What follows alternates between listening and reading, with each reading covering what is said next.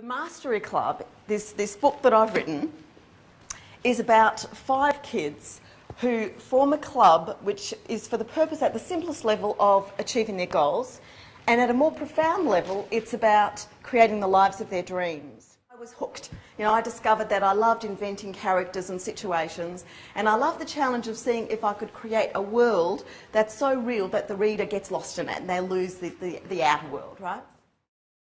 I didn't know that as a child. It was just a vague sense that I had that language had energy. Now, and it planted a seed in my mind about the power of our words. I thought this was fascinating, that we can use language to create a world to entertain people, and also we can use language to deliberately create our reality, the world we're living in.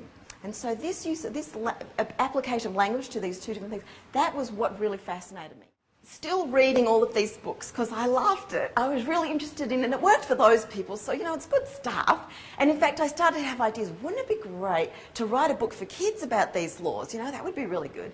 But look at the irony here, you know, I want to write the book, I'm jotting ideas for the book, but in my own life I couldn't apply it at all, and I was just, you know, everything was falling apart. So we do teach what we need to learn, don't we? So that's the lesson there.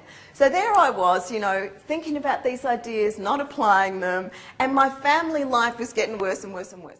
And when I watched that program, I remember this electricity that went up my spine. Oh, it was those wonderful ideas again, you know.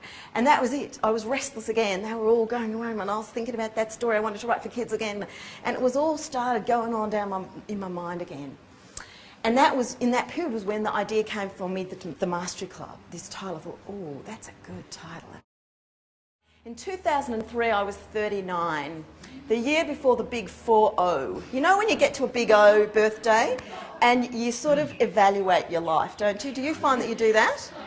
You sort of look, okay, am I where I thought I would be, you know, at this point in my life? And I came to the conclusion that I absolutely was not. I've identified 3 keys, you know, 3 things that that I did that really made the change. So let me see if they were. Does anyone want to volunteer what they think they might be? 3 things. The first one is follow your heart. Do what you love. That's what you're here to do. That's what you were put here to do. What you love. Your love of something is it's like the God's voice inside you telling you this is what you're here to do. And to trust it and put yourself behind it, because if you're not behind it, who else is going to get behind it? You know, it's your love.